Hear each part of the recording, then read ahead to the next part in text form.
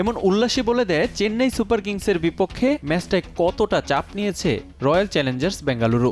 তবে প্রতিপক্ষকে চেপে রেখেও ঘরের মাঠে সমর্থকদের নিরাশ করেছে চেন্নাই। এ হারে প্লে অফের জায়গা হারালো বর্তমান চ্যাম্পিয়নরা। বাঁচা মরার এই ম্যাচটায় গুরুত্বপূর্ণ ভূমিকা রাখতে পারতেন মহেন্দ্র সিং ধোনি। প্লে অফ নিশ্চিত করতে শেষ ওভারে চেন্নাইয়ের দরকার ছিল 17 রান। তখন স্ট্রাইকে ছিলেন সাবেক এই অধিনায়ক। ইয়াসের প্রথম বলেই ছক্কা হাঁকান মাহি।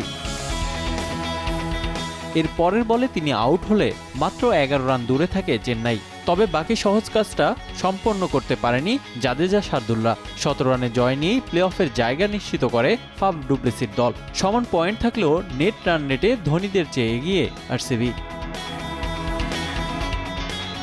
এর আগে ব্যাট করতে নেমে বিরাট ডু প্লেসির ব্যাট থেকে দারুণ সূচনা পায় আরসিবি। 50 থেকে মাত্র 3 রান দূরে থেকে আউট হন কোহলি। এরপর সবাই ধারাবাহিকভাবে রান তুলে চেন্নাইকে 219 রানের লক্ষ্য দেয় বেঙ্গালুরু। নগদে 500 টাকা বা তার বেশি পেমেন্টে পেতে পারেন ঢাকায় জমিসহ 20 কোটি টাকার পুরস্কার। চিন্নাস্বামী স্টেডিয়ামের এই ম্যাচ নিয়ে ছিল আলাদা উত্তাপ, ছিল অনেক হিসাব নিকাশও। দুই হাই প্রোফাইল ক্রিকেটার ধোনি কোহলির মধ্যে কে যাবেন প্লে অফে সেই সমীকরণটাও ছিল সামনে।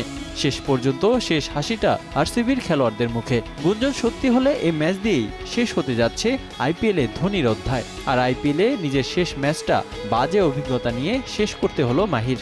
দর্শকদের মুখে হাসি ফোটাতে না পারায় ম্যাচটাকে দুঃস্বপ্ন ভাবতে চাইবেন তিনি। তবে এই আসর দিয়ে ধোনি আইপিএলকে বিদায় জানাবেন কিনা তার কোনো আনুষ্ঠানিক বক্তব্য পাওয়া যায়নি।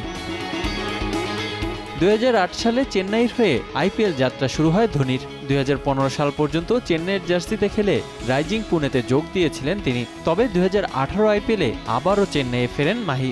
আইপিএল ক্যারিয়ারে 264 ম্যাচ খেলে 5243 রান জমা করেছেন নিজের নামের পাশে। রিফাতুল ইসলাম মিরন, সময় সংবাদ।